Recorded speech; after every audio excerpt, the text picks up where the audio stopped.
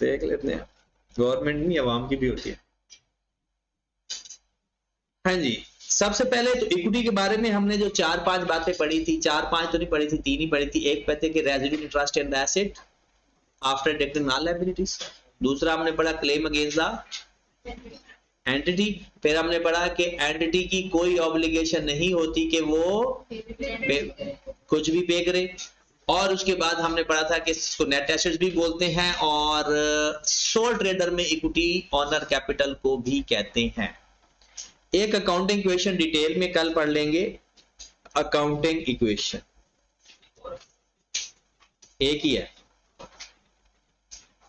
ये हम सीखेंगे डिटेल में कल, क्योंकि अभी हमने इनकम और एक्सपेंस की डेफिनेशन पढ़नी है और कुछ और बातें पढ़नी है, कल या परसों देख लेंगे। अकाउंटिंग इक्वेशन बेसिकली बराबर होता है assets is equal to equity या कैपिटल प्लस लायबिलिटी। यही चीज आपको कुछ इस तरह से भी आ सकती है, equity is equal to assets minus liability. अगर मैं इक्विटी को एक्सपैंड करूं तो इक्विटी में 3 चीजें आती है, कैपिटल, नेट प्रॉफिट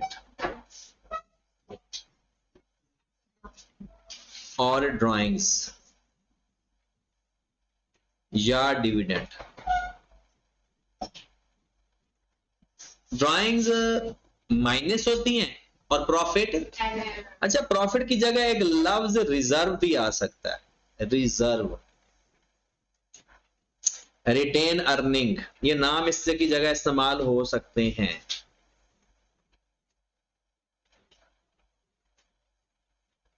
ठीक है, अगर मैं एसेट्स को एक्सपैंड करूं तो एसेट 2 तरह के होते हैं, नॉन करंट एसेट और करंट एसेट्स। और अगर मैं लायबिलिटी साइड पर आऊं तो non current liability plus current liability. मतलब इक्विटी में 3 चीजें होती हैं जी, कैपिटल, नेट प्रॉफिट और ड्राइंग्स। एसेट में 2 चीजें होती हैं, करंट और नॉन करंट एसेट, और लायबिलिटी में भी 2 चीजें होती हैं, करंट और नॉन करंट, करंट और नॉन करंट लायबिलिटी।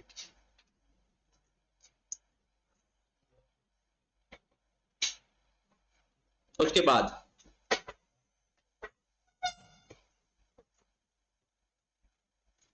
हमारे पास आ जाता है, अच्छा इसके बारे में एक और चीज भी बताई थी उसने, इक्विटी में इजाफा कैसे होता है, इनकम और फर्दर इन्वेस्टमेंट से, और कमी कैसे होती है एक्सपेंसेस और इक्विटी में। हम डेफिनेशन पढ़ने जा रहे हैं इनकम की।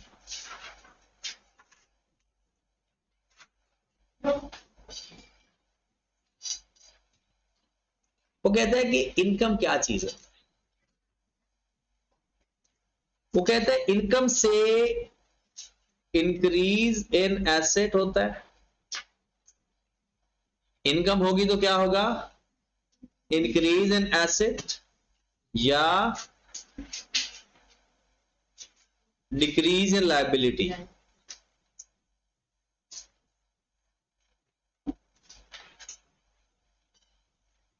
ठीक है, इनकम से क्या होगा, इनकम हुई है ना तो एसेट बढ़ेंगे या लायबिलिटी कम होगी, जिसका रिजल्ट आएगा, क्या रिजल्ट आएगा, ओवरऑल रिजल्ट आएगा इंक्रीज इन इक्विटी।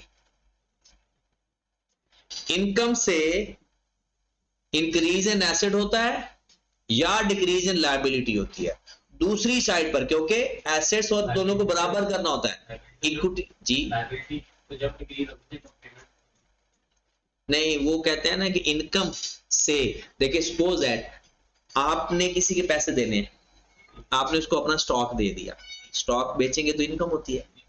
अब उस इनकम के बदले आपको पैसे तो आए नहीं, एसेट में तो कोई इजाफा नहीं हुआ, लेकिन आपकी उसके बदले लायबिलिटी खत्म।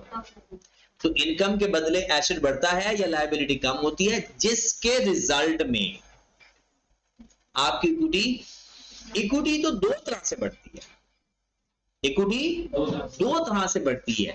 क्या दोनों तरह से इनकम होगी या सिर्फ एक इनकम है? इसका मतलब है increase in equity but other than further capital. Further capital से भी इक्विटी बढ़ती है, फर्दर कैपिटल से भी इक्विटी बढ़ती है, बट वो इनकम नहीं होता। अच्छा, फर्दर कैपिटल को आप कह सकते हो new share capital, participation bye the owner, ये नाम है सारे, पार्टिसिपेशन बाय द ओनर, ये owner investment by the owner, ये सारे नाम है। तो इनकम की डेफिनेशन में क्या चीज आती है? इनकम से एसेट में इजाफा होता है, लायबिलिटी कम में होती है, as a result increase in equity but other than further capital, या कंट्रीब्यूशन बाय द पार्टनर, या कंट्रीब्यूशन बाय द ओनर, या contribution by the shareholder, कुछ भी कह दो, मतलब ओनर की तरफ से कंट्रीब्यूशन ना हो। ओनर की तरफ से जो कंट्रीब्यूशन होता है वो कैपिटल होता है, बट वो इनकम नहीं होती। उसकी एंट्री क्या होती है जब ओनर पैसा देता है? Cash debit, capital credit. तो कहां इनकम कहां आई है? कैश एसेट है और इक्विटी है। हाँ जी, इनकम दो टाइप की होती है, एक को बोलते हैं रेवेन्यू और एक को बोलते हैं other income.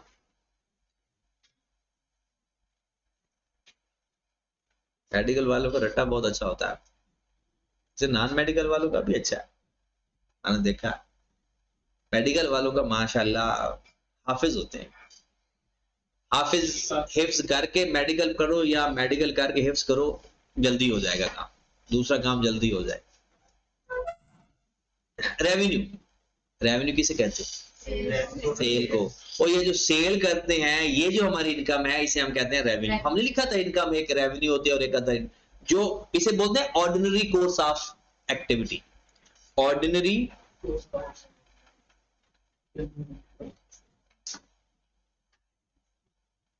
Course of activity of a business. Ordinary course of activity of a business मतलब क्या है? Ordinary course of activity of the business का मतलब नॉर्मल जो परचेज नहीं, सेल, जो हम नॉर्मल सेल करते हैं ना, वो हमारी इनकम जो आती है ना, जो रूटीन में सेल हम चीजें करते हैं, वो हमारी सेल है या रेवेन्यू है। इसके अलावा हमें कोई इनकम होती है, उसे हम अदर इनकम कहते हैं।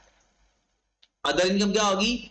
ऑर्डिनरी कोर्स ऑफ एक्टिविटी के अलावा किसी भी तरह से हमें इनकम हो जाए, उसे हम क्या बोलते हैं? मतलब हम अपनी गुड्स नहीं बेच रहे या गुड्स या सर्विसेज नहीं दे रहे, जो नॉर्मल हमारा काम है, इसके अलावा अगर किसी वजह से हमारी इनकम हो जाती है, जैसे इंटरेस्ट इनकम है, डिस्काउंट रिसीव्ड है, गेन और डिस्पोजल है, कमीशन रिसीव्ड है, वो जो हम अदर इनकम की हेडिंग में लिखते हैं, वो सारे के सारा क्या हो जाएगा? अदर। अब एक्सपेंसेस की डेफिनेशन इसकी उलट कर दो, एक्सपेंसेस की डेफिनेशन इसकी उलट कर दो। एक्सपेंसेस, हाँ जी, decrease in asset, decrease in asset number 1, या increase in as a result. अच्छा, एक्सपेंस से हमारी इक्विटी कम होगी या बढ़ेगी? कम। Decrease in. अच्छा, इक्विटी में तो दो तरह से कमी आती है, एक ड्राइंग से आती है और एक एक्सपेंस से आती है, और हम किसकी डेफिनेशन पढ़ रहे हैं? एक्सपेंस की। जिसका मतलब है अदर देन ड्राइंग्स या withdrawal from the owner. Other than drawings, other than drawings या विथड्रॉल फ्रॉम द ओनर, एक ही बात। ठीक होगी बात? हमारे एलिमेंट पूरे हो गए, 5 एलिमेंट हैं, एसेट, लायबिलिटी, इक्विटी, इनकम और एक्सपेंस। ठीक है, अब बुक से एक दफा वेरीफाई कर लो, ये कल ही पैराग्राफ हमने वेरीफाई किया था। अकाउंटिंग इक्वेशन आपने ये एग्जांपल नंबर 4 कर लेनी है, लेकिन मैं आपको डिटेल में कल पढ़ाऊंगा। अदर देन ड्राइंग्स या withdrawal from the owner. Income arise from increase in asset या decrease in liability, as a result increase in equity, but other than contribution from the owner या further capital. Income usually classified into revenue and other income.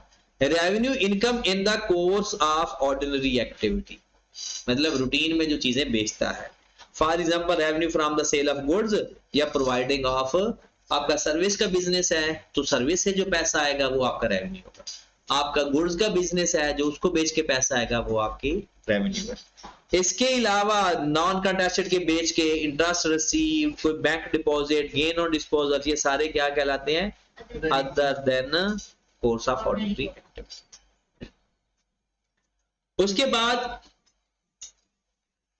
expense, decrease in asset, increase in liability, resulting in decrease in equity other than distribution to owner या drawings या dividend. मतलब वो तो expense नहीं है ना, हालांकि उससे भी इक्विटी में कमी आती है, लेकिन वो हमारी एक्सपेंस नहीं है.